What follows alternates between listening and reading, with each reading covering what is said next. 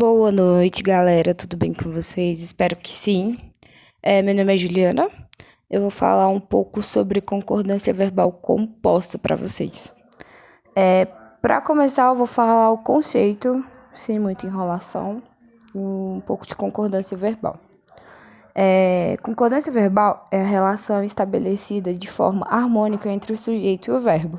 Isso quer dizer que quando o sujeito está no singular, o verbo também deve estar. Quando o sujeito estiver no plural, o verbo também estará. Como eu disse, eu vou falar do sujeito composto, concordância verbal, sujeito composto.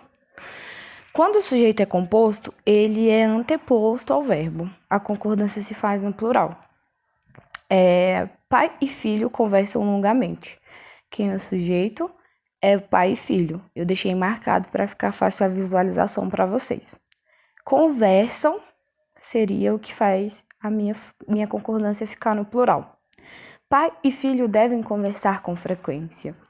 Pai e filho continua sendo o sujeito e devem conversar com frequência. Devem, a palavra devem, é que faz a minha concordância se fazer no plural.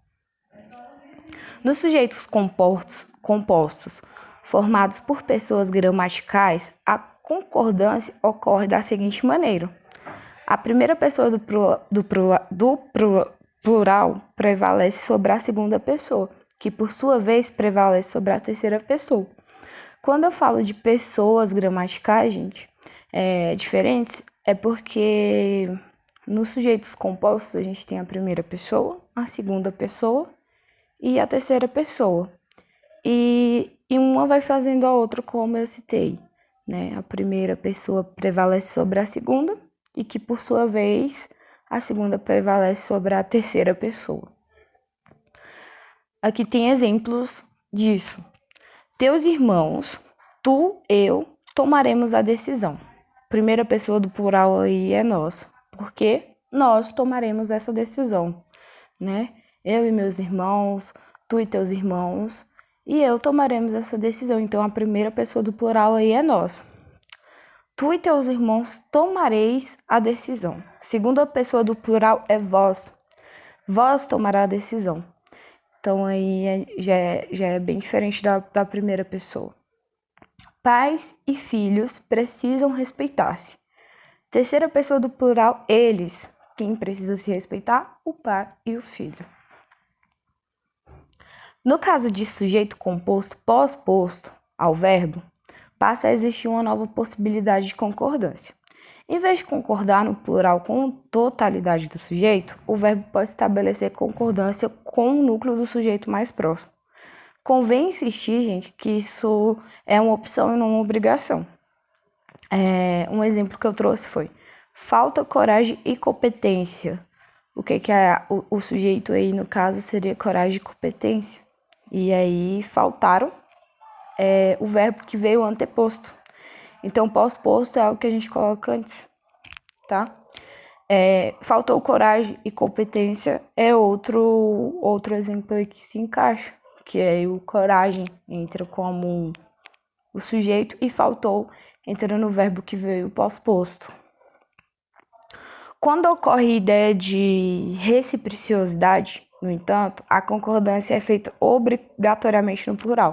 Então, se a gente está falando de algo recíproco, a gente tem que pôr, é obrigatório essa concordância ser feita no plural.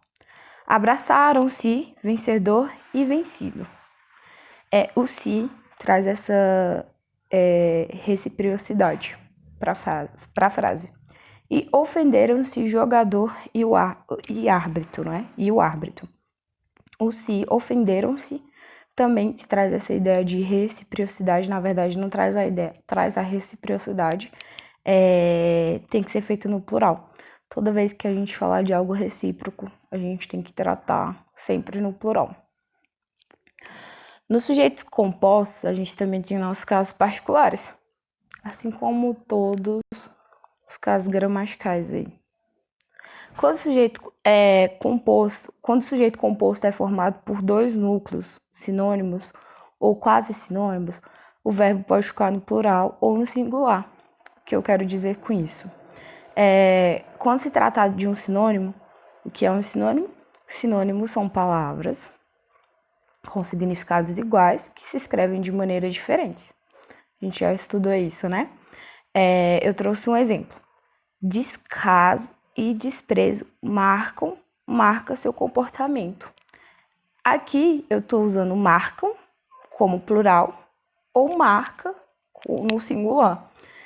Eu posso usar tanto marcam ou marca, desde que isso não mude a minha frase. Por isso que tem que ser sinônimo ou quase sinônimos, porque eles vão ter o mesmo significado e não vai interferir no entendimento da minha frase. Quando o sujeito composto é formado por núcleos dispostos em grandação é algo que cresce, o verbo pode ficar no plural ou concordar com o último núcleo do sujeito. Aqui no exemplo eu trago: com você, meu amor, 1 hora, 1 minuto, 1 segundo me satisfazem ou satisfaz. No primeiro caso, o verbo no plural enfatiza a unidade de sentido que há na combinação. No caso, 1 minuto, 1 segundo satisfazem a pessoa. No segundo caso, o verbo no singular enfatiza o elemento da série de gradativa. Gradativa é algo que se engrandece, satisfaz, entendeu? Então, ele já satisfaz a pessoa de uma forma de grandeza. Eu espero que esses pequenos exemplos façam vocês entenderem com melhor facilidade o que é um sujeito composto, né? Causar concordância verbal com sujeito composto. E me coloco à disposição para eventuais dúvidas. Fiquem com Deus, se cuidem e beijos.